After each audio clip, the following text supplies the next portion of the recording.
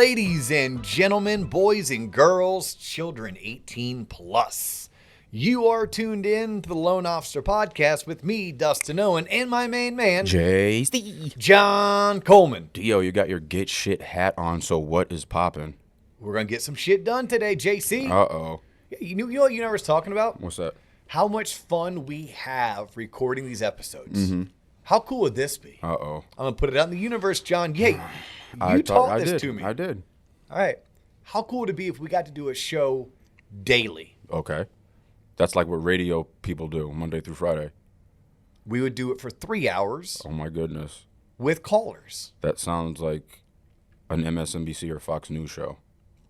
Maybe neither one of those two.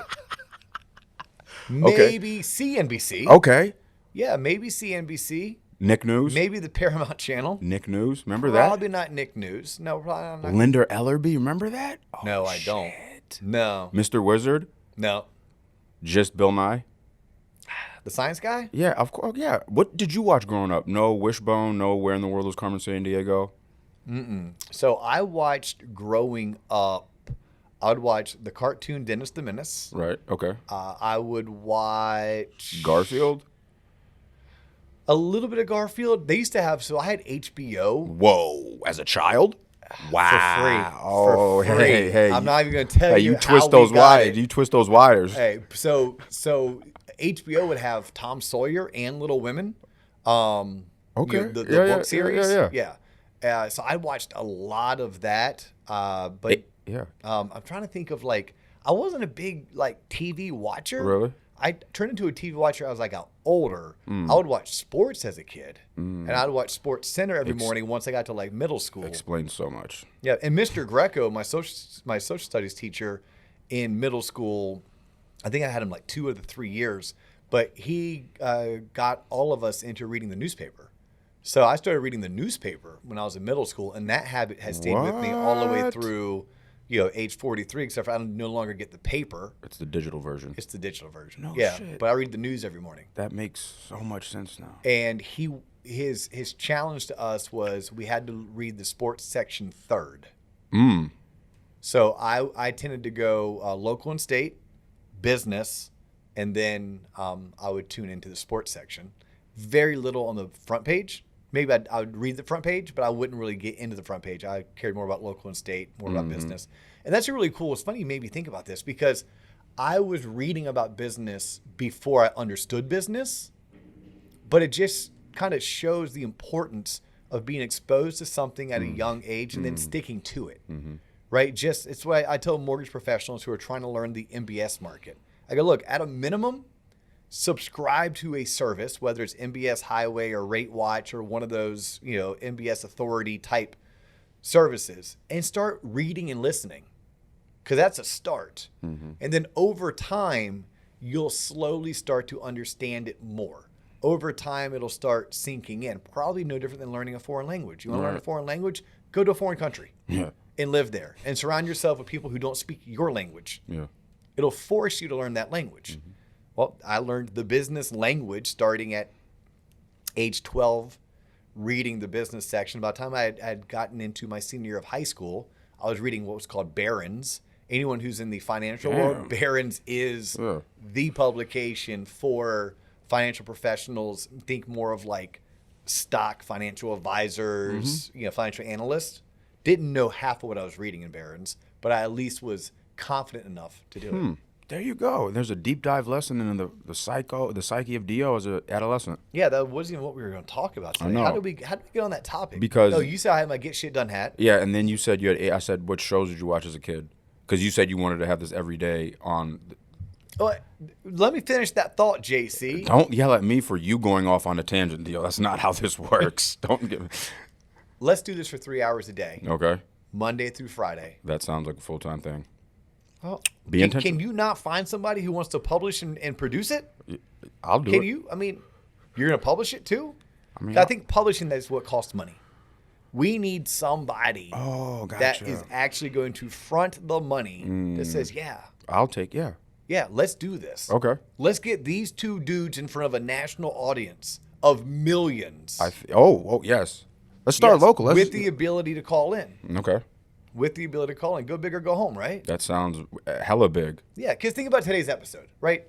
Today's episode, we are going to talk about a topic that somebody may think, that's very mortgage specific. But is it? Because I think if you're a homeowner, you probably should want to learn or hear what we're going to say. Probably could affect you. If you want to buy a house in the next 12 to 18 months. Definitely going to affect you. This is going to affect you. If you sell homes for a living, you're being impacted. If you finance homes for a living, you're being impacted. If you're one of the dozens of industries that are supported by real estate. Oh, yeah, you're going to find out. This is going to impact you. So we call ourselves the Loan Officer Podcast. Our mortgage friends specifically. Y'all want to check out theloanofficerpodcast.com, or because we are affectionately called TLOP by our fans. If you love what we do, you are a TLOPper. For life. TLOP stands for the Loan Officer Podcast. It's pretty simple. So our other web address is tloponline.com. Check us out. Become a freemium member. If you really love what we do and you want greater access and better content, then pay the $25 a month and become a premium member. Well said, Dio. Today's episode is brought to you by this beautiful painting that I dug up from behind my desk. Yes, because you wanted to keep it clean. No, I don't even know who painted it. I have a guess. That this is my buddy Brooke Bewley's painting. Okay. That Brooke had given to his now ex-wife, who used to be a loan officer, who worked out of this office. And I have a feeling that it's probably been in my office for the past 3 years because I was supposed to give it back to him. Looks like something he would paint at the Whiny Wench in a mall. He may have painted this at the Whiny Wench in a mall. I do know that Brooke, who's this like tough hunting, fishing guy, I'm pretty sure he majored in pottery at the Florida State University. That's a major? It was at least back in the 1990s when he was there. Go Seminoles. So nonetheless, this is maybe Brooke's work of art. It could be his ex-wife's. We found it underneath a piece of furniture in my office and decided, you know what? It should be today's centerpiece. And it's my job to find out how this correlates to today's episode, which is The Purge. Right, because a lot of people are going to have some free time in their hands so they can enjoy sunsets like this. Possibly. Maybe. Or we're going to talk about a topic that needs some sensitivity. Right. It needs probably less humor. And it needs to be addressed because it is what it is. And we're not the type of people that are ever going to back down from the truth. And this is a very pretty picture that would remind many people of a happy place. And for many people, they're going to have to go out and find their happy place. All right. Because this right here, this picture we're talking about, that if you're on YouTube, by the way, please like and subscribe and share. Like, subscribe, share. If you're on YouTube and you see it, and we talk about the Goldilocks years, when we talk about the calm after the storm, this is what I want you to see. This is what I want you to envision. But getting there is not going to be pretty. So this episode, although will be mortgage and real estate specific, I promise you it's going to impact the entire country because of the trickle-down effect of the housing industry. Housing is what drives our economy. It is like the number one provider of economic positivity. It's also the number one drag when you're talking about things that aren't going well in our economy. And what's neat about housing in general, it tends to be what I call a leading indicator. Meaning when we're leading into something, this is the first to be impacted. Some industries are lagging. Right? So commercial construction tends to be a lagging indicator. So when the economy starts doing poorly, commercial construction is still doing well. And then when the economy starts picking back up after going through a recessionary period, commercial construction is one of the last things to pick back up. Okay, that makes sense. Okay. So right now, ladies and gentlemen, boys and girls, if we're not already in one, we're going into a recession. This is what the Federal Reserve has been purposely trying to do, because the previous 3 years, the Federal Reserve overdid it in terms of pumping stimulus into our economy, which is why we saw the housing boom of 2020 and 21. We saw record amounts of appreciation. We have employment at like record levels in terms of those that are gainfully employed. We saw wages shoot up, right? We have a gluttony of openings that aren't being filled, right? That was very pro-economy, pro-expansion. Well, it got too hot. So the Federal Reserve is like, oh, pump the brakes, pump the brakes. But pump the brakes didn't work, so now they're like slamming on the brakes, pulling the emergency brake, and swerving and trying to hit anything that's in its way as a way of derailing this white-hot economic conditions that they helped create. In doing so, we have watched mortgage rates go from 3.5% to 7%. I'm talking like overnight. We have watched the Fed funds rate shoot up because the Federal Reserve controls it, and they purposely have done it. What are they trying to do? They're trying to slow spending. What are they trying to do? They are trying to slow the amount of hiring. They're trying to slow business productivity. They're trying to pump the brakes on our economy because they recognize that economic growth is good at 2 to 3%. Economic growth at 8 to 10% is no good, right? We kind of talk about that with drinking alcohol. Couple glasses of wine, couple beers, couple cocktails, call that a good time. 10 or 12, things got out of control, right? So things have gotten out of control.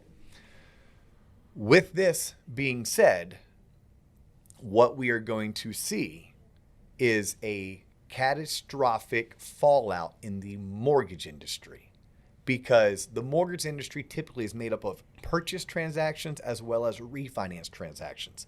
When you have a gluttony of refinance transactions, such as years like 2020, 2021 that we're just coming off of, we also saw this in 04 and 05. Well, you have a gluttony of volume, at which point mortgage companies have to come in and hire like crazy to keep up with the demand. And then the minute that demand starts to wane, you have to start lowering those support levels. Lowering those support levels is typically layoffs, right? You have to go out and lay off people.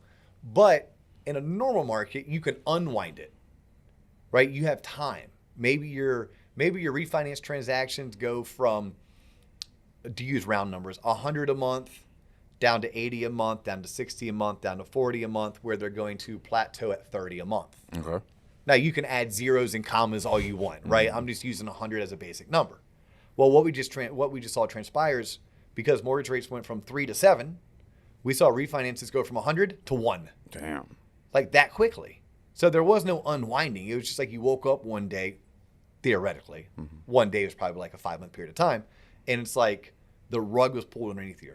Like, whew, wow. And then you have to start thinking about what happened to home buyers. When rates went from 3% to 7%, some people just freaked the F out and they said, don't even know what's going on. I'm so confused right now that I'm going to sit on the sidelines and I'm going to watch to see what transpires.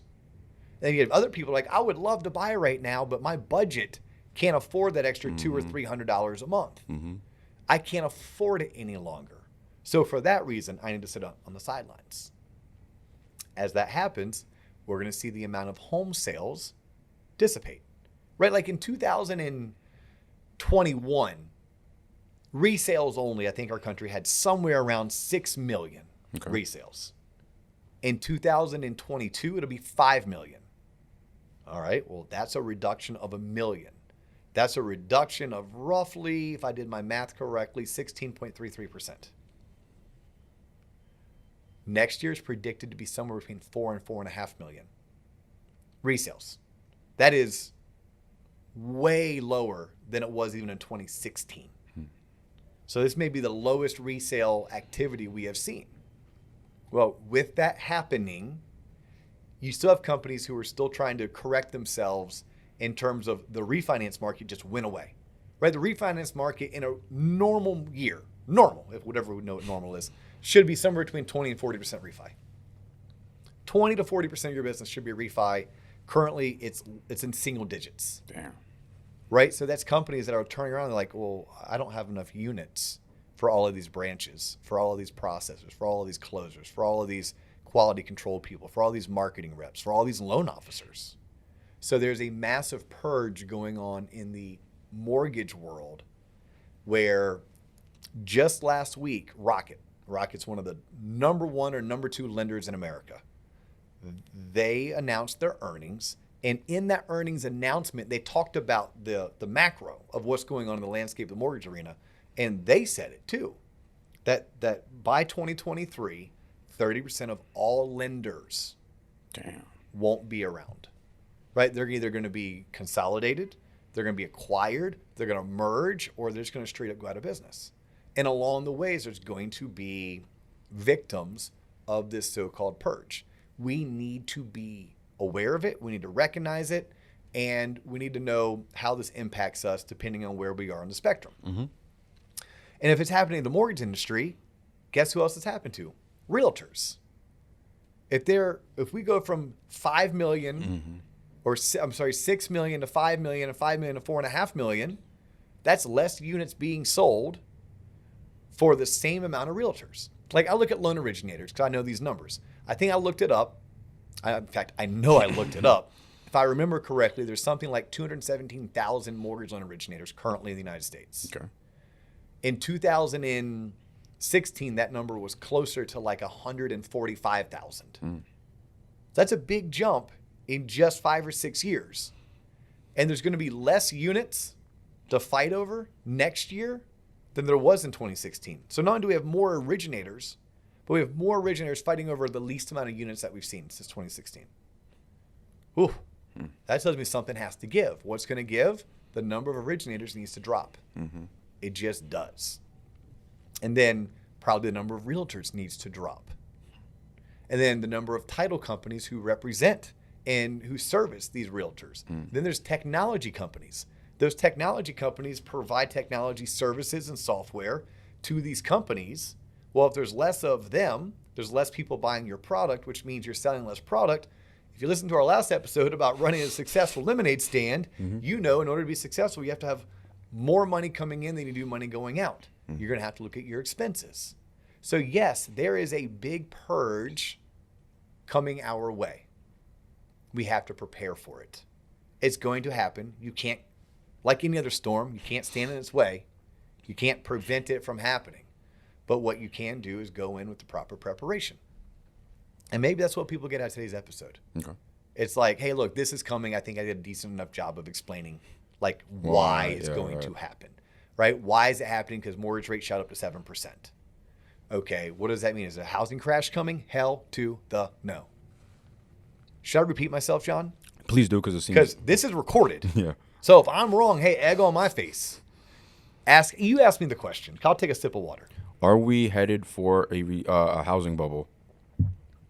Hell to the no. Meaning, you're asking me, is there a housing bubble, and is the bubble going to burst? Yeah, is it going to burst? Nope. Will we see appreciation stop in its tracks? Sure, I hope so. Could we see appreciation stop in its tracks for the next 2 years? Sure, I hope so. I think that would be good. I think that would be healthy. Could we see homes come down in value by 10 to 15% in some markets? Sure, I hope so. Why do you want that? Why would that be a good thing for homes not to appreciate? It's more of certain markets, Boise, Austin, Denver, St. Pete, may have had a misrepresentation of demand, and that misrepresentation of demand may have pushed prices into the unaffordable or not realistic, and it just needs a slight correction. Gotcha. Not a bubble burst, not a free fall. Look, at the end of the day, we still do not have enough units for the number of adult human beings that need shelter. People need shelter. Whether they rent it or they own it, they need shelter. And when I'm renting a home that's a 3-bedroom, 2.5 bath, 1,400 square feet in the outskirts of the greater Orlando area, and I'm paying $2,000 a month to rent that home, and I could own something for maybe $2,400, at which point I'm gaining appreciation. Part of that payment is principal reduction. If I can afford it and I'm comfortable with where I am in my job and my employment, I might as well own. right? People have to do one or the other. You can't live with mom and dad forever. And the millennial generation is by far the largest population that we have to serve since the baby boomers. Those people are coming of age, 33, 36. That's the average age of a first-time home buyer. They want to start families. They are career-oriented. They're career-minded. They want to settle down. So no, there is not going to be a housing crash. We could definitely see home prices come down in certain markets by 10 or 15%. But think about this. They just went up by 45% over the past 2 years. So if you bought 2 years ago, you saw a 45% increase.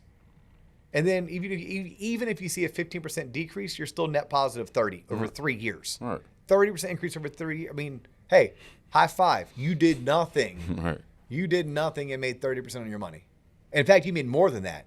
That's what I love about real estate. And we've done plenty of episodes on this, so I won't go down this rabbit hole too far. But I want to remind people that you bought a $400,000 home that you put 10% down on. So you put $40,000 down. And if that $400,000 home is now worth $500,000, even if it went up and then went down and it settled at, it's now worth $500,000, you made $100,000 on a $40,000 investment. You more than doubled your money in 3 years. Show me where else you can get that kind of return. You can't. Right. You can't. So like even if housing flatlines this year, next year, all right, cool. I still was able to lock in a price. I'm still paying down my principal. I still have it's mine. I own it. Right? I get to call the shots. I don't have to call a landlord to paint the kitchen.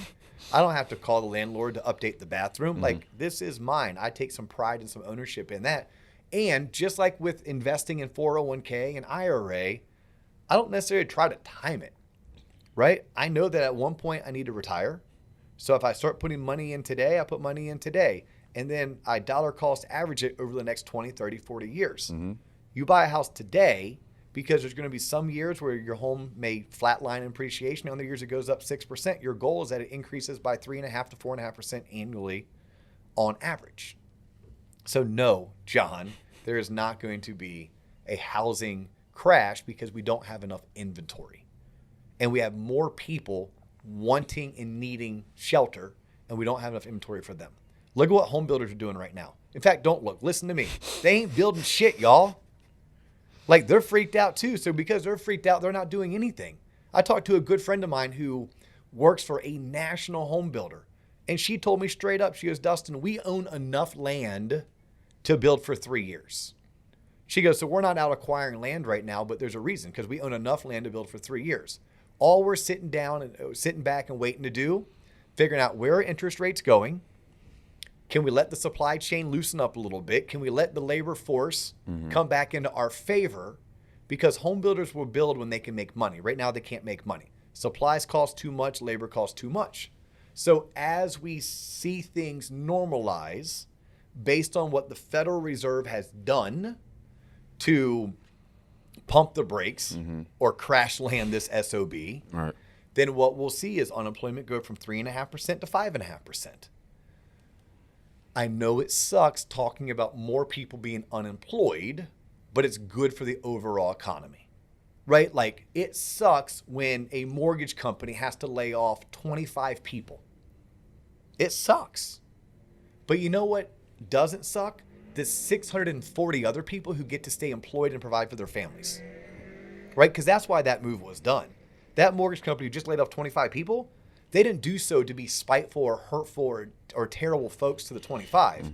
They did so because they're looking out for the 640.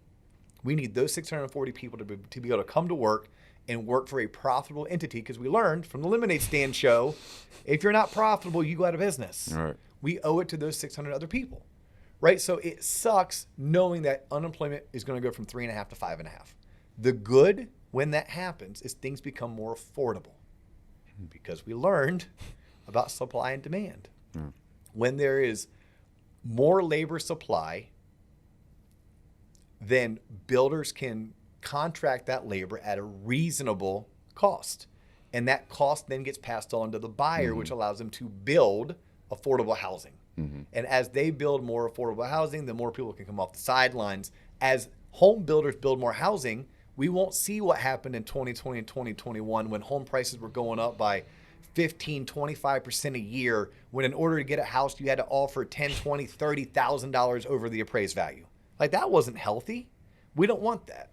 So although a purge is coming, please understand it's for the greater good of the economy. What we're trying to get to is what we see in this picture, right? A beautiful sunset, clear blue skies, right? We're trying to get to what I call the Goldilocks years. Yeah, everything is just right.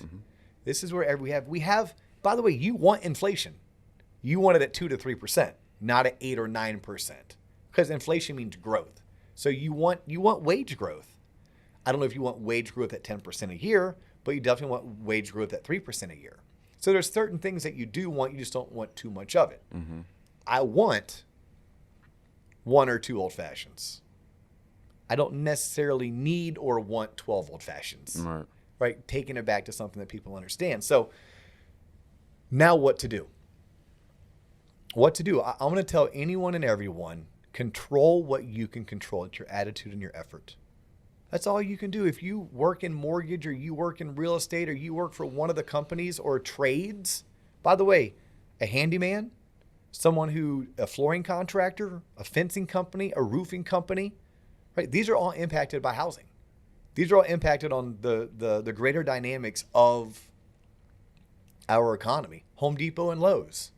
Are people more willing to invest in their home when they're gainfully employed or when they're not gainfully employed? Right? So like this has an overall impact. This episode, and just like this show, isn't just for mortgage and real estate folks. It's for everybody. Like, everybody should be understanding what's transpiring. But it's deeply going to impact mortgage folks and real estate folks. And then we'll start seeing the trickle down we talked about earlier in the show. We are so we're going to lead us into the recession, but we're going to lead us right out too. Right? We are the piper. Right. So following what's going on, you'll start seeing already, we're seeing mortgage companies go out of business. We're seeing massive layoffs. Like, every time I open the news, one company's offering. So we are leading the way, guys and girls. But please know that we're going to lead the way out. Housing will lead the way out. What we need to get down to is normalization. We need to get a normal amount of people in our industry, a normal amount of mortgage companies, and then a normal amount of supporting companies. We need some consolidation. We need some people to potentially shut down their doors and sell off the good parts to other companies that have more longevity. And some people, unfortunately, are going to have to find new careers. The good news is it's still a pretty decent job market out there, right? There will be opportunities to flex your entrepreneurial spirit and turn your skill set from mortgage into something different, into a different trade or a different industry. When do you see this? If there's a date you could call the win, when do you see this kind of normalization actually happening? Couple months, couple years? If you had to guess. Midsummer. Oh, okay. Midsummer is my conservative guess. Now, I'm an eternal optimist, John. You know this about me. Yeah. You've watched me roll dice, and although the odds say there's a 1 in 35 chance that my number is going to come, I still bet it like it's 100% chance. Right. I would love to see the turn happen in February. And now the turn, again, we're going to see this in mortgage and real estate before the rest of the country sees it. Because the rest of the country, by the way, we've been dealing with shit since about May, right? So we're in November. So we're 6 months into this already, and y'all ain't even sniffing it. You aren't even paying attention, right? You're not even, you're like, what? Huh? What the hell? What? Yeah. No, there's a party going on. I'm like, not a party you want to be a part of. Right. But yeah, there's a party going on, and we've been a part of this. Yeah. So if you guys are 6 months behind, and I'm telling you that we won't even start clawing and dragging and pulling ourselves out of this hole until about mid-February, that's what I hope. I hope it's mid-February when we in mortgage and real estate can see the turn. But it's going to be a slow turn. I think for mortgage and real estate, by midsummer, nah, man, we got rates back at the 5.25, 5.5 range. Home builders who own all this land are starting to build on it because home builders will start building when their cost to borrow is cheaper, when their cost to labor is cheaper, and when their cost of supplies is cheaper. That becomes cheaper as our economy goes into a recession. we haven't yet deemed ourselves to be in a recession. And a lot of that has to do mainly with the labor market. The labor market is very strong. The labor market is propping up our economy. But we're starting to see some signals. We're starting to see some cracks that's not transpiring. And the Federal Reserve is trying their damnedest to drive us into a recession. The only question is it a crash landing? Is it a bumpy landing? It's not going to be a smooth landing. Let's go for bumpy and not a crash. And then along the way, yes, there are certain markets, maybe Denver, Colorado, where home prices do come down by 10 or 15%. If you couple that with rates coming back down from 7 to 5, then all of a sudden, those people who've been sitting on the sidelines who are still gainfully employed, 5% unemployment is not terrible.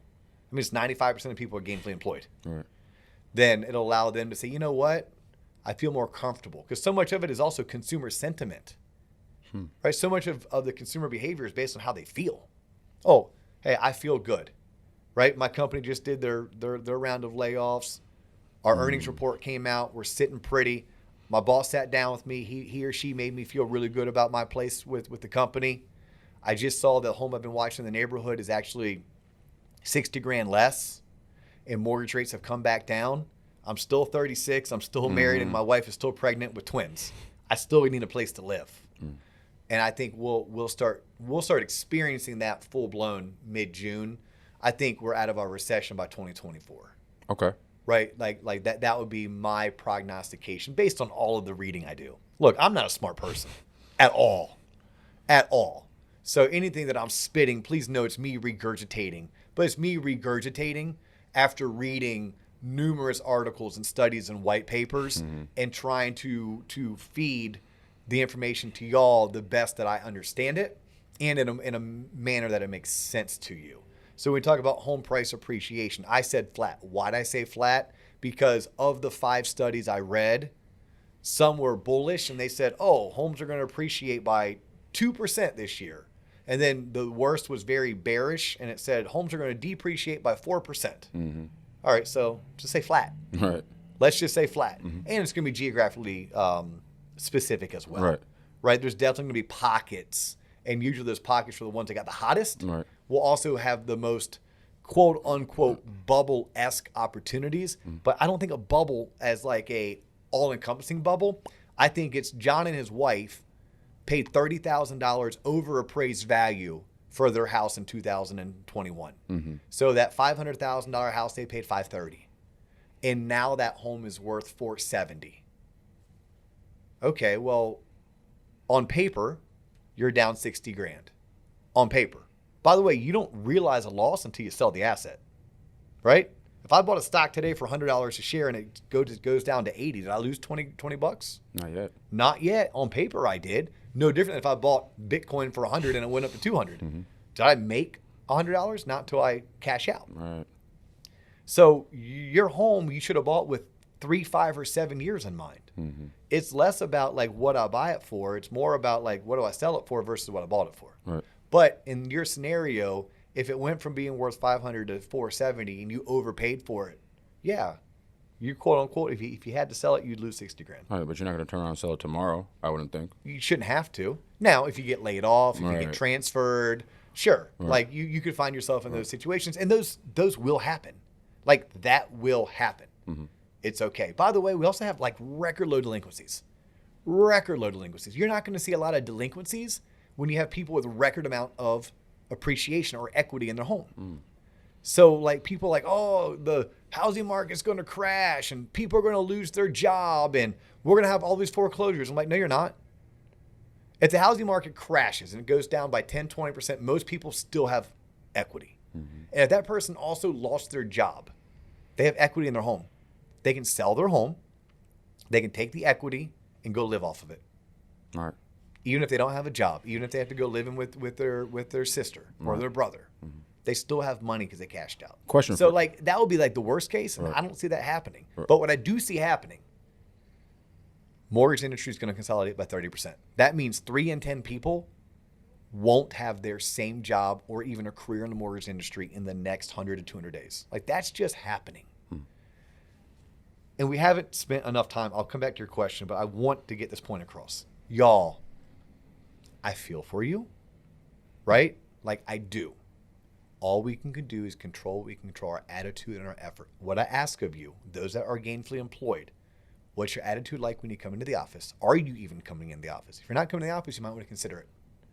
Statistically, I haven't seen many people who have shown through statistics, through KPIs, through numbers, that they're more productive working from home. I haven't seen it, right? Whether it's how many files you underwrite, how many files you close, how many files you originate, how much more profitability you bring to the company. Very few, if any, can show me tangible numbers where it's like, I used to produce X when I came into the office. Now that I work from home, I produce Y, and Y is a better number than X. So I'm going to tell you, control your attitude, control your effort, come into the office, and make sure if you're in a department of 10, and in your mindset, 3 and 10 are going to be gone in the next 100 and 200 days, don't be 10, 9, or 8. If given the opportunity to be graded on a rubric or some kind of a KPI metrics, don't be 10, 9, or 8. That's all you have to do. Make sure you're the best at what you do. You should want that, right? You should be the one who brings the most value. I'm going to go back to Louis Valsaint, one of our first episodes ever. And he talked about being an intrapreneur, not an entrepreneur, entrepreneur. You work for somebody else, but you bring immense value to your organization, both in revenue or in expense reduction, whatever you can do to help your company make more money. If that's you and you have a great attitude and you're coming to the office and you're giving your full effort, I believe you're always going to have a career. Now, that might not be a career with the same company because there's certain things you can't control. If your company gets acquired, if your company merges, or they just straight up go out of business, you are going to have to go out there and hit the job market. And I promise you, it's going to be the worst job market you've ever experienced if you're a mortgage professional. Period. End of story. So then it's like, well, what do? You got to work your network, right? If you are one of those indispensable people who was found in a rough place, find out where the loan officers, because they're the first people to get employed. When this happens, your good LOs will always have a home. Mm-hmm. I lived through this, boys and girls. Like, I was a loan officer in 2007 and 2008. I watched 3 of my employers go out of business. And every time they did, my phone rang off the hook. Recruiters wanting to get a hold of me. They're like, oh, your ship just sank. Come join ours.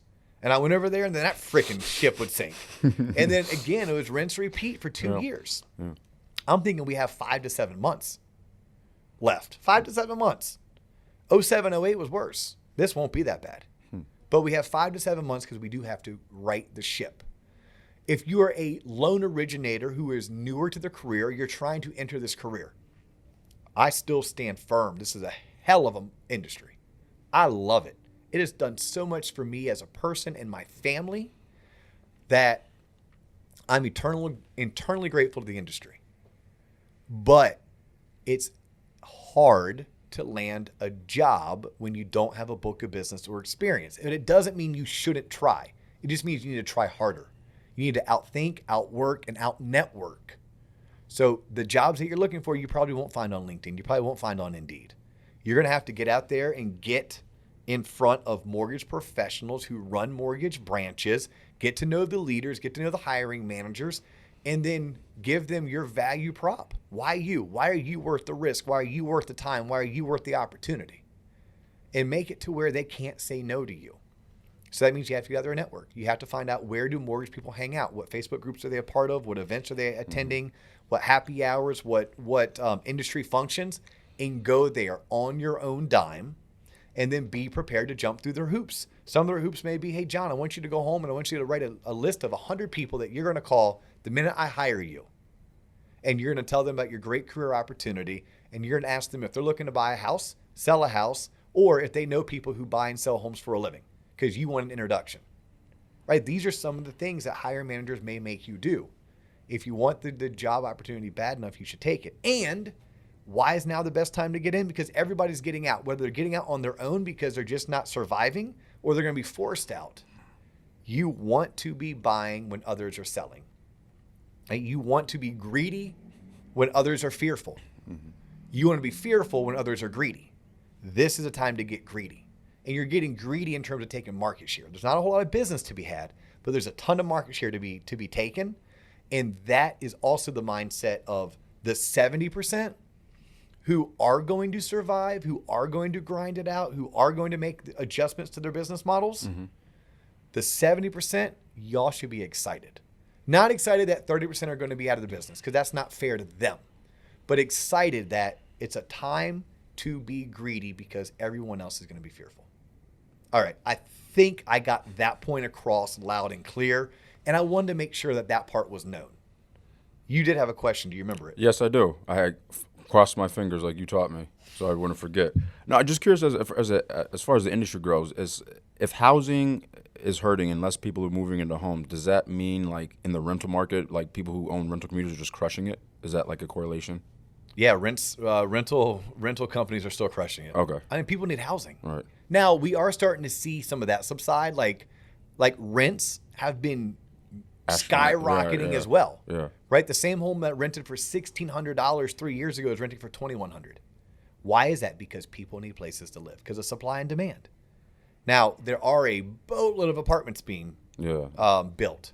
And as these apartments get built, that's adding inventory. As we add inventory, then the law of supply and demand will tell me that, all of a sudden, once we have enough supply, then it's going to drag that pendulum back towards the middle. Right now, the pendulum swings towards the landlords. Right. If there was a gluttony of inventory, then all of a sudden we would see rents drop. Again, I don't see rents dropping per se as much as subsiding. And then in other markets, maybe where they got out of control, they'd come back down. Okay. Yeah, but everything comes down to supply and demand. This is every reason why we did that episode on Life is a Lemonade Stand. Because if you can understand the simple dynamic of supply and demand, you can understand how world economies work. Right. For my mortgage folks out there, I feel for you, right? Grind it out. Put your blinders on, your heads down, right? Control what you can control, your attitude and your effort, right? That goes for sales and operations. Right? Make yourself invaluable to your organization, to all of the supporting cast members, the crew, right? The vendors out there. Like, I wish everyone the best of luck, right? I hope you see this as a phenomenal opportunity for you to grow as a professional, understanding that growth typically only comes through painful moments, never necessarily through glorious moments. Right. It's very hard to grow when everything is going your way. It's very easy to grow when things are not going your way, because it forces you to make adjustments. It forces you to change your behavior. It forces you to potentially change your landscape, change your view, change your location. And that's what we have coming our way over the next 90 to 100 days. And it's probably going to bleed into most of next year for the rest of the country. Understand, though, this is a well-needed storm that is going to clean out the debris, right? That's going to force us to strip down, rebuild, and hopefully when we build it back better and stronger. And that goes for any company, any organization, any team out there. Not going to hide from the fact that it's going to be a little bit painful, that it's going to suck, that there's going to be casualties along the way. That is what it is. But it's going to happen whether you put your head in the sand or whether you stick your head straight up and stare down the throat of the storm. Right. I'm suggesting you stand up, you stare down the storm, and you do what you can to survive it, and then end up at the other end when we had those Goldilocks years where you captured market share because you grew from this experience, and now you're a better, more successful professional because of it. Well said. I think that's where I want to wrap up, John. I think we'll stop it right there. If you have questions, if you have comments, you have concerns, hit me up on LinkedIn. I am Dustin, last name Owen, on LinkedIn. I'm accessible on our Instagram page, at the Loan Officer Podcast. Don't know if you're listening to us right now on Spotify, Apple, Stitcher, Google, or anywhere that you may go to listen to a podcast. But if you also want to watch us, if you actually want to see this painting that we're talking about, yes, then go to YouTube, at the Loan Officer Podcast. Subscribe to our channel. You can see all 277 episodes that we have recorded have both been audio as well as visual. And here to be something really cool to do, John. Let's find a way to auction off this painting. That's what I was going to say. Let's find a way to auction off this painting. I don't know what good cause that, but maybe the audience can help us with that. Well, can you donate back to your little junior adventurers, your junior entrepreneur kids? Oh my gosh. Full circle. That would be cool. If y'all tuned in to the last episode, the one on the Lemonade Stand, I was giving a shout out to Orlando Kids Biz. Yeah. And there's Kids Biz in like every market, I'm sure. Right. Let's give the money back to the Orlando Kids Biz. Let's do that. Let's find a way to auction this thing off. I'll let you figure out what people want to pay for it. Okay. And then we'll give the money to Orlando Kids Biz. Perfect. That's fantastic. Yeah. Y'all, we appreciate you tuning in. We do have a website with even more content. Yeah. So if you get really bored by mortgage professionals, even my real estate professionals, even people looking at buying a house or selling a house, we have content for everybody on the website. The website is theloanofficerpodcast.com, or because our fans call themselves TLOPers, or our show TLOP. TLOP stands for what, John? The Loan Officer Podcast. Cool. So we are tloponline.com. Go ahead and join as a freemium member. But if you want the really awesome content, if you want to be invited to some Zoom monthly meetings that we host for our premium members, or access to our message board, we're going to ask you to sign up for premium, give us a $25 monthly donation, at which point you can cancel and quit anytime you'd like. Anytime. But we thank you. We thank you for tuning in. We thank you for checking out the website. We thank you for sharing, liking, commenting. And maybe for those interested, you're going to bid on this wonderful painting. And we're going to donate all proceeds to Kids Biz Orlando. He's John Coleman. I'm Dustin Owens. All the time we have for you today. But we'll catch you in the next episode.